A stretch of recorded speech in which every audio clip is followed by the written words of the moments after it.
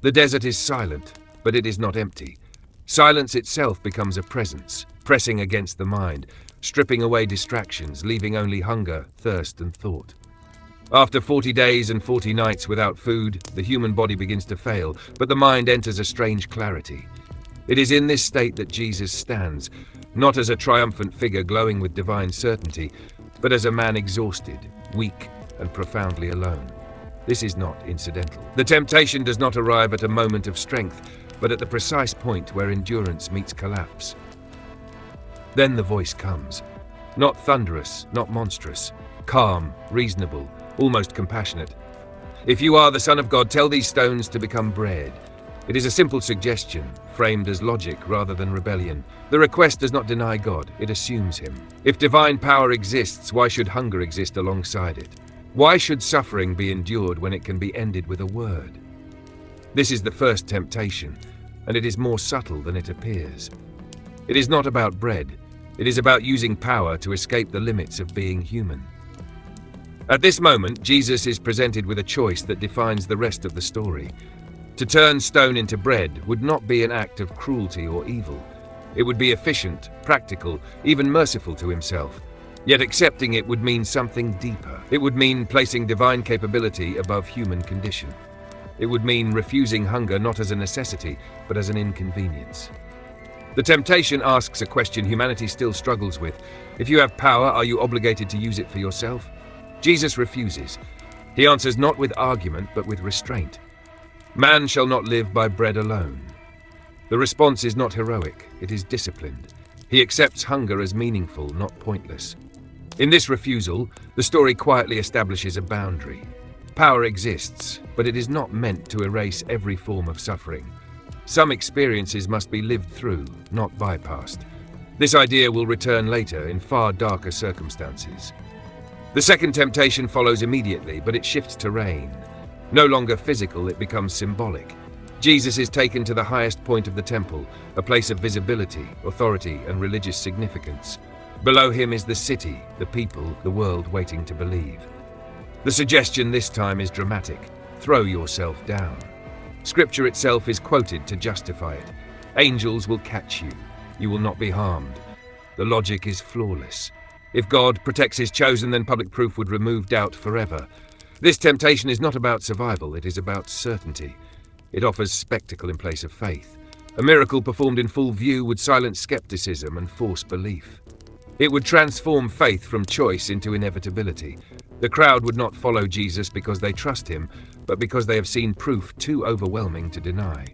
Authority would be secured instantly. Again, Jesus refuses. You shall not put the Lord your God to the test. This rejection reveals another boundary. Faith that is coerced by spectacle is not faith at all. It is submission. The temptation exposes a dangerous idea, that truth must always prove itself dramatically to be real. Jesus rejects this. He accepts doubt as part of belief, uncertainty as essential rather than flawed. The third temptation is the most expansive and the most disturbing. The scene shifts again, now to a high place from which all the kingdoms of the world can be seen. Power, influence, history, future, laid out like a map. The offer is direct, authority over all of it. No suffering, no cross, no rejection. Only one condition, allegiance. This is the moment where the nature of the tempter becomes most ambiguous. The offer is not chaos, it is order. Not destruction, but governance. The promise is control over the world as it is, not as it should be. This temptation does not ask Jesus to deny God explicitly, but to redefine what serving God means. Rule first, fix things later. Compromise now, justify it afterward. Here the temptation mirrors the logic of every empire, every authoritarian system that claims moral purpose. Power is presented as a shortcut to good outcomes. If you control everything, you can prevent suffering. If you rule absolutely, you can enforce justice. The price is subtle, the surrender of moral independence. Jesus rejects this offer more forcefully than the others. There is no philosophical explanation this time, only refusal. Power gained through submission is rejected outright. Authority that demands worship is exposed as hollow, regardless of the results it promises. After this final refusal, the tempter leaves. Angels appear. The story ends quietly. There is no victory celebration, no cosmic collapse, just survival, restraint, and continuation. Yet something irreversible has occurred. The path forward has been chosen. What makes this story unsettling is not that Jesus resists temptation, but how reasonable each temptation is. None of them ask him to commit an obvious evil. They ask him to be efficient, convincing, effective, to reduce suffering quickly, to rule decisively.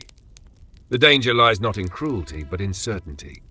Philosophically, the temptation narrative is not about a devil trying to corrupt a savior. It is about the tension between means and ends. It asks whether good outcomes justify compromised methods, whether power can remain moral once it abandons limits, whether faith survives when it no longer requires trust. The figure of Satan here is not chaos incarnate. He is the voice of pragmatic reason stripped of humility. He does not deny meaning, he offers control. He does not attack belief, he reframes it. In this sense, the temptation is eternal. It appears wherever power promises salvation without sacrifice. Jesus' refusals establish a model that is deeply uncomfortable. Hunger is allowed, doubt is permitted, power is restrained, salvation is delayed. The story insists that shortcuts deform the very good they aim to achieve, that forcing belief destroys faith, that ruling the world without suffering alongside it empties authority of legitimacy. This is why the temptation in the desert matters long after theology fades.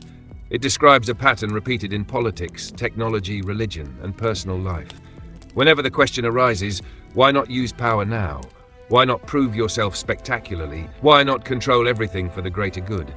The desert reappears, and the silence returns, waiting for an answer. The desert scene does not end when the tempter leaves. Its consequences follow Jesus into every moment that comes after. The temptations were not isolated challenges, they were prototypes. Each one returns later in different forms, carried by people, crowds, institutions, and even friends. What happened in solitude becomes a lens through which the rest of the story must be read. The desert is not behind him, it is inside the world he now enters. As Jesus begins to teach, the first echo appears almost immediately. People gather not only for words, but for food. Hunger follows him like a shadow. Crowds listen, but their attention is fragile, easily redirected toward the material. When bread is multiplied, it is not a rejection of the first temptation, but a controlled response to it. The miracle is not performed for himself, but for others. Even then, it creates tension. The people want more. They want repetition. They want reliability. Bread becomes expectation. Here, the philosophical fault line becomes visible. The same act, creating food, can be either surrender or restraint, depending on intent. The desert refusal was not a rejection of power itself, but of power used to escape human limitation. Feeding others does not remove Jesus from hunger, it deepens his involvement with it. He remains vulnerable, still dependent on the same world as everyone else. The miracle serves need, not identity. Yet the crowd misunderstands. They attempt to make him king. This is the third temptation returning in collective form. Authority is offered again, this time not by a single voice, but by thousands. No worship is demanded explicitly, no bowing, only acceptance. Rule us, lead us, fix this world. The offer is tempting precisely because it appears benevolent. Jesus withdraws. The refusal repeats itself, quietly. He does not explain, he does not negotiate. He simply disappears from their reach. Power offered by popular demand is still power that reshapes the soul. Control over systems cannot replace transformation within people. The desert logic holds. Later, the second temptation resurfaces through expectation of spectacle. Religious leaders demand signs, not out of curiosity but authority. If you are who you claim to be, prove it. This is the temple again, but now spread across institutions. Miracles are requested not to heal but to validate. Faith becomes conditional. Jesus' response remains consistent. Signs are given sparingly, never on command. Healing occurs, but rarely where it would guarantee loyalty. Revelation is partial, often frustratingly incomplete. Those who want certainty are left dissatisfied. Those who are willing to trust are unsettled, but changed. This pattern reveals a profound discomfort with clarity. Truth in this story is never forced. It arrives indirectly, often through paradox. The blind see, but only after admitting blindness. The lost are found, but only after acknowledging loss. This is the opposite of spectacle. It is slow, inefficient, and deeply resistant to control. Even Jesus' closest followers struggle with this. They argue about status, hierarchy, and reward. They imagine future authority, seats of power, recognition. The desert whispers through their ambitions. When will the kingdom come? When will dominance replace vulnerability? When will clarity replace ambiguity? Each time, the answer is delayed. The kingdom is near, but not visible. Power exists, but is inverted. The last will be first. The servant will lead. These statements are not poetic flourishes. They are safeguards against the temptations already refused. The structure of the movement itself is designed to resist corruption by certainty and control. The most painful echo of the desert comes near the end. Jesus faces betrayal, arrest, and trial. Once again, he is surrounded. Once again, he is challenged to prove himself. If you are the Son of God. The phrase returns almost verbatim. The setting changes, but the logic remains. This time, the temptation is silence versus defense, power versus surrender. Angels are still an option. Escape is still possible. The earlier refusals have not removed the choice. They have only prepared him for it. The desert was rehearsal. This is performance. When he remains silent, it is not weakness, it is consistency. To defend himself with overwhelming power would undo everything established earlier. It would retroactively validate the logic he rejected. Salvation through domination would replace transformation through sacrifice. The cross, then, is not a tragic interruption of the mission. It is its confirmation, the final refusal of the final temptation, the choice to remain human, limited, exposed, even to death. If the first temptation was about escaping hunger, this is about escaping annihilation. And again, he does not. From a philosophical perspective, this reframes the entire narrative. Evil is not portrayed as mere destruction. It is presented as impatience with process, discomfort with ambiguity, obsession with outcome. The tempter's logic is efficient. Jesus' path is costly. This contrast explains why the story remains disturbing even to believers. It does not promise protection from suffering. It refuses to offer proof that would eliminate doubt. It withholds the kind of power that would make obedience easy. Instead, it insists that meaning arises precisely where certainty ends. The desert never disappears because the questions never do. Should power be used to eliminate pain immediately? Should truth always prove itself dramatically? Should authority ever be absolute if the goal is good? These are not ancient questions, they are permanent ones, and the story offers no simple answers, only a pattern of refusal that points toward restraint, humility, and trust in a process that unfolds slowly, often painfully without guarantees. The third phase of the story unfolds not in confrontation with Satan directly, but in confrontation with humanity itself. This is where the temptation becomes most subtle, because it no longer arrives as an external voice. It comes through love, loyalty, fear, and the desperate need to prevent loss. The adversary no longer needs to speak. The world carries his logic forward. As Jesus moves closer to Jerusalem, the tension sharpens. He speaks openly about suffering and death, and this is where resistance emerges from within his inner circle. Peter, the most devoted, reacts instinctively. He rebukes Jesus. He insists that this path must be wrong. A Messiah should not lose. A chosen one should not be broken. Victory, in Peter's mind, still looks like dominance and survival. Jesus' response is striking and unsettling. He turns to Peter and says, "Get behind me, Satan." This moment reveals something essential. Temptation is not about intent, but about direction. Peter's concern is rooted in love, yet it mirrors the same logic offered in the desert. Avoid suffering, preserve power, choose survival over sacrifice. Evil, in this framework, does not always appear cruel. Sometimes it appears reasonable. This reframes Satan not as a single being, but as a pattern of thought that resurfaces whenever fear overrides purpose. The temptation to abandon the path intensifies precisely because the cost is now clear. The desert tested hunger, ego, and authority. Jerusalem tests endurance, loyalty, and meaning itself. As the narrative progresses, Jesus enters the city not as a conqueror, but as a paradox. He is welcomed with celebration, yet fully aware that the same crowd can turn. This awareness does not harden him, it deepens his restraint. He does not exploit momentum. He does not weaponize popularity. He allows misunderstanding to exist. The religious authorities feel threatened, not because of violence, but because of destabilization. Jesus does not attack the system directly. He exposes its contradictions. He speaks in stories instead of commands, forcing listeners to interpret rather than obey. This is dangerous. Ambiguity undermines control more effectively than rebellion. Here, temptation appears in another form: clarity. The authorities want definitive answers. They want him to say plainly who he is. To declare identity would be to force belief. To deny it would dissolve the movement. He chooses neither. He speaks around the truth, letting it emerge slowly, unevenly, differently for each listener. This refusal frustrates both enemies and followers. The desire for certainty grows. People want alignment, sides, resolution. Jesus offers none.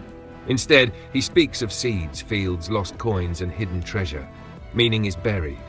Understanding requires patience. Philosophically, this is radical. The story suggests that truth imposed too quickly becomes coercive. Faith that cannot survive uncertainty becomes ideology. Satan's logic thrives on immediacy. Now, prove it, take control, end the struggle. Jesus' path insists that transformation cannot be rushed without being corrupted. The tension reaches a peak in Gethsemane. Here, the temptation becomes internalized entirely. There is no voice, no crowd, no accuser, only solitude and dread. The request is simple: let this pass. If there is another way, take it. This is not defiance, it is exhaustion. What matters is not the request, but the resolution. Not my will, but yours. This sentence carries the weight of every previous refusal. It acknowledges desire without surrendering direction. The human will is not erased, it is aligned. In this moment, the nature of obedience is clarified. It is not blind submission, it is conscious acceptance of cost. Jesus does not stop being afraid. He chooses forward motion despite fear. This is the final evolution of the desert test, not resisting temptation through strength, but through surrender of control. When the arrest comes, violence is again an option. One of his followers acts instinctively, striking back. The logic of defense reappears. Jesus stops it. He does not need to repeat the lesson. The pattern is already established. Power that preserves itself by force undermines the truth it claims to protect. As he is taken away, silence becomes his final resistance. Words would escalate, miracles would dominate, escape would redefine everything. He allows injustice to proceed, not because it is good, but because preventing it through domination would validate the very structure he came to undo. This stage of the story reveals the deepest philosophical claim. Evil is not defeated by overpowering it, but by refusing to become it. Satan's greatest weapon is not cruelty, but imitation. The temptation is always to win by the same methods. Jesus refuses to do so, even when defeat appears certain. By this point, the desert feels distant in time, yet omnipresent in consequence. Every refusal echoes backward, confirming the first choice. Hunger, spectacle, authority, survival, all are surrendered in favor of something slower and far less certain: trust in meaning beyond outcome. The third part of the narrative leaves the reader suspended. Nothing appears resolved. Evil seems victorious. Silence reigns. But this suspension is intentional. It forces a confrontation with expectation itself. If redemption does not look like triumph, what does it look like? The answer does not come yet. It cannot. To reveal it now would collapse the tension too soon. The story demands that the final temptation, the temptation to define victory on human terms, be confronted fully before anything can change. The final phase of the story begins where all meaning appears to collapse. There is no dramatic battle, no celestial intervention, no last-minute reversal. The temptation here is the most dangerous of all, the temptation to conclude that nothing mattered. Silence replaces dialogue. Absence replaces presence. For any observer, this looks like failure. Jesus stands before authority stripped of narrative control. He does not argue theology. He does not defend innocence. He does not correct misunderstanding. Every opportunity to reclaim power is present, and everyone is refused. This is not passivity. It is restraint taken to its absolute limit. If the earlier temptations tested hunger, ego, power, fear, and survival, this final one tests meaning itself. The trial scenes expose the machinery of control. Religious law, political pragmatism, public opinion, and personal fear intersect. No single actor appears fully evil. Each justifies their role as necessary. This is perhaps the most unsettling aspect. The system requires no villain. Evil emerges through collective compromise. Here, Satan does not appear as a character because he no longer needs to. His logic has been fully integrated into the structure. Expediency replaces conscience. Stability outweighs truth. Order becomes more valuable than justice. The temptation is complete when wrongdoing feels inevitable. Jesus' silence becomes accusatory. By refusing to play the expected role, he exposes the emptiness of the process. There is nothing left to debate. Truth does not need defense when falsehood depends on noise. In this stillness, authority reveals itself as fragile, anxious, and performative. The crucifixion itself is stripped of spectacle in the narrative's deeper layers. Pain is present, but it is not sensationalized. What matters is not suffering as endurance, but suffering as consequence. This is what happens when power confronts something it cannot control or co-opt. Elimination becomes the only option. Even here, temptation persists. Mockery invites reaction. Pain invites escape. Despair invites collapse. Yet there is no retaliation, no curse, no declaration of superiority. The final words are not about domination, but about forgiveness and abandonment. Why have you forsaken me is not weakness, it is radical honesty. Faith does not erase doubt, it carries it. This moment reframes the entire conflict. If Satan represents the logic of self-preservation at all costs, then this cry marks the point where that logic is fully rejected. Meaning is no longer tied to certainty, reward, or control. It exists even in perceived absence. Death follows, and with it the apparent victory of everything opposed to the message. The body is removed, the movement dissolves, fear spreads. From a purely historical lens, this is how failed revolutions end. Nothing suggests continuation. But the story does not end in reversal, it ends in transformation. The resurrection, in its philosophical reading, is not about spectacle or proof, it is about implication.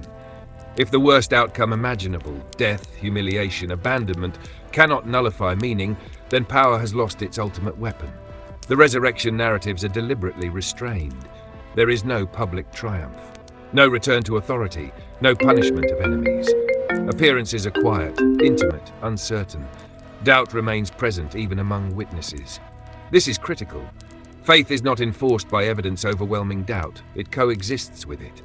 Satan's final defeat is not destruction, it is obsolescence. The logic of domination, fear, and control no longer holds ultimate authority. The temptation to rule is replaced by the invitation to serve. The obsession with survival is replaced by trust in meaning beyond death.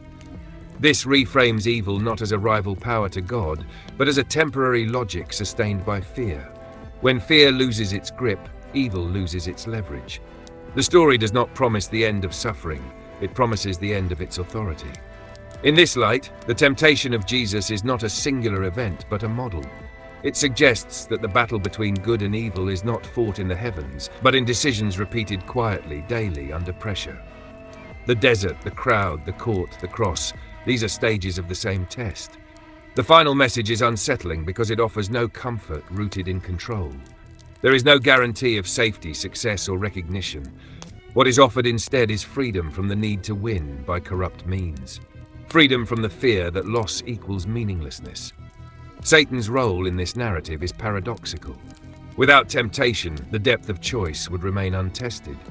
Without the possibility of domination, humility would lack contrast. Evil is not necessary because it is good, but because freedom without alternative is not freedom. The story ends not with closure, but with responsibility. If temptation continues, so does choice. The question is no longer whether Satan can tempt, but whether humanity will continue to mistake power for truth. And that question, unresolved by design, is what keeps the story alive. After death, the narrative enters its most unstable territory. This is where language itself begins to strain. The tomb is sealed, the witnesses are scattered, and certainty dissolves into rumor, fear, and fragmented expectation. For the forces that orchestrated the execution, this is the desired end. Death has always been the final argument of power. Once the body is gone, memory can be controlled, the story rewritten, the threat neutralized. This is where Satan's logic appears most complete. Eliminate the subject, and the idea dies with it. But something subtle disrupts this assumption.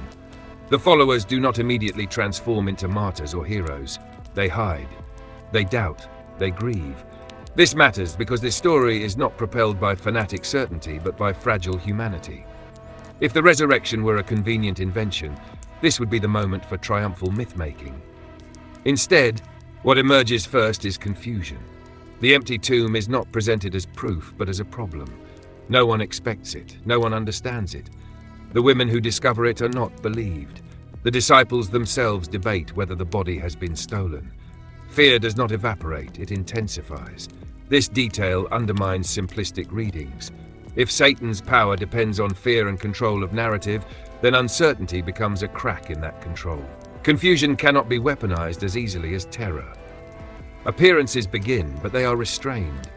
Jesus does not return as a ruler demanding obedience. He does not expose his enemies publicly. He does not reclaim authority structures. He appears on roads, in locked rooms, at meals, ordinary spaces, human spaces. This choice is critical. Power that seeks domination returns with spectacle. Meaning that seeks transformation returns quietly. Even then, belief is not automatic. Thomas doubts, others hesitate. Recognition is delayed. Sometimes Jesus is mistaken for a stranger. This ambiguity is not a flaw in the story, it is the point. The resurrection does not annihilate doubt, it reframes it. Faith is no longer about certainty overpowering skepticism, but about trust formed through encounter, vulnerability, and choice. Satan's final temptation lingers here. If resurrection is real, why not make it undeniable? Why not end all argument? Why allow disbelief to persist? The answer, implicit in the narrative, is that undeniable proof would collapse freedom. If belief were coerced by overwhelming evidence, it would no longer be belief, it would be submission. In this phase, Satan's role becomes almost invisible because his primary weapons no longer function effectively. Fear of death loses its absolute grip. Threats lose leverage. Control through violence becomes inefficient when the worst outcome no longer ends the story. This does not eliminate evil, but it destabilizes its foundation. The resurrected Jesus speaks not of conquest but of sending, not of revenge but of forgiveness. The emphasis shifts from defending truth to living it. This is deeply unsettling for any system built on hierarchy. The message is no longer centralized. It spreads through flawed individuals without guarantees of success or safety. Satan's logic would demand consolidation of power to prevent corruption. The narrative instead embraces risk. This is perhaps the most radical element. The mission is entrusted to those who failed, those who denied, those who fled. From a strategic standpoint, this is irrational. From a philosophical standpoint, it is consistent. If the goal is transformation rather than domination, perfection is not a prerequisite. Participation is. Here, temptation takes a new form. The danger is no longer external opposition, but internal distortion. Power can return disguised as righteousness. Authority can re-emerge cloaked in doctrine. Fear can be sanctified. The story is aware of this. It does not end with triumph, but with warning. Wolves will appear, hypocrisy will grow, love will grow cold. These are not predictions of failure, but acknowledgements of freedom's cost. Satan, in this sense, does not vanish. He adapts. He no longer needs deserts or kingdoms. He operates through certainty without humility, belief without compassion, truth wielded as a weapon. The temptation shifts from denying God to claiming God too easily. The resurrection, then, is not the end of the conflict, but its redefinition. Evil is no longer an external adversary alone. It becomes a question of how power is used, how truth is lived, how fear is resisted. The battlefield moves inward. What remains constant is choice, not a single dramatic decision, but a series of small ones. Whether to dominate or serve, whether to exclude or forgive, whether to protect identity or embrace vulnerability. Satan's most enduring temptation is to reduce complexity into slogans, to trade love for control, to replace humility with certainty. This stage of the story refuses closure. It offers no final scene where evil is eradicated. Instead, it leaves responsibility with the reader. If the resurrection means anything, it is that meaning cannot be killed by force. But whether it is lived remains unresolved. The silence after the appearances is deliberate. Jesus does not stay, he does not govern, he leaves space. That space is terrifying. It can be filled with courage or with cruelty, with compassion or with control. The story does not decide for us. And in that space, Satan's question echoes more subtly than ever. What will you do with freedom, now that fear no longer owns you? This is the unresolved tension that carries the narrative forward. Not certainty, but responsibility. Not domination, but choice. Not an ending, but an invitation that remains unanswered by design. The final movement of the story does not unfold in fire or spectacle, but in waiting. After resurrection, after appearances, after final words, there is absence. This absence is not abandonment, it is transition. The figure at the center of the narrative withdraws, leaving behind neither empire nor institution, but memory, instruction, and an unsettling amount of freedom. If Satan's earliest temptation was control, this ending refuses it entirely. The disciples are told to wait, not to conquer, not to purify the world, not to correct every injustice immediately, to wait. This is psychologically disruptive. Waiting strips power of urgency. It forces reflection. It removes the illusion that transformation can be forced. Satan's logic has always favored immediacy. Act now, seize now, dominate now. Waiting resists that impulse. What emerges next is not unity, but diversity. The message spreads into different cultures, languages, and interpretations. This fragmentation is often cited as weakness. Philosophically, it is the cost of freedom. A single enforced interpretation would have been efficient. It would also have reproduced the very domination the narrative critiques. Truth here is allowed to travel imperfectly, risking distortion rather than enforcing uniformity. Persecution follows, but it is not framed as proof of righteousness. It is presented as consequence. A worldview that denies the ultimate authority of violence will inevitably threaten systems built upon it. Satan's role shifts again. He is no longer the obvious adversary. He becomes the quiet justification for cruelty in the name of order, the rationalization of suffering for stability, the voice that says peace requires sacrifice of the inconvenient. As generations pass, the original tension sharpens. Institutions rise, doctrines solidify, power accumulates. The story that began as resistance to domination risks becoming another structure of control. Here the temptation returns in its most dangerous form, certainty fused with authority. When belief becomes identity, doubt becomes heresy. When God becomes property, violence becomes permissible. This is the paradox the narrative leaves unresolved. The same story that undermines fear of death can be used to instill fear of exclusion. The same message of love can be weaponized through law. Satan does not need to deny the story. He only needs to harden it, to remove humility, to replace compassion with correctness. Yet the narrative quietly preserves its counterweight. It never sanctifies power. It never promises safety. It never claims moral superiority as immunity. Again and again it returns to the same pattern. The last are first, the powerful are warned, the self-righteous are exposed. These are not comforting themes. They destabilize every generation anew. The ultimate temptation is not sin in the conventional sense. It is certainty without self-examination. The belief that one stands fully on the side of good, immune to corruption. This is where Satan's original error echoes most clearly. Pride is not merely arrogance, it is the refusal to question one's own position, the refusal to see oneself as capable of harm. The story ends without resolution, because resolution would end responsibility. There is no final judgment scene in lived history, only anticipation. No visible victory over evil, only continual resistance to it. The question is not whether Satan is defeated, but whether his logic is recognized. The final temptation is subtle, to turn faith into refuge from complexity rather than engagement with it, to seek comfort instead of transformation, to demand answers where humility is required, to reduce mystery into doctrine and silence questions in the name of peace. What remains is a tension between freedom and fear, love and control, trust and certainty. Satan does not disappear because the conditions that give rise to him persist. Power still tempts, fear still persuades, death still threatens meaning. But the story proposes a radical shift. None of these need to be obeyed. In the end, the narrative does not ask whether Satan exists as an entity. It asks whether his logic governs us, whether we choose domination over compassion, certainty over humility, safety over truth. The final battleground is not cosmic, it is human. There is no dramatic conclusion because the story continues wherever humans wrestle with power, meaning, and freedom. Satan's voice is quieter now, more reasonable, more familiar, and the question remains unresolved by design. When given freedom without fear, what will we become? The story ends where it began, not with an answer, but with a choice.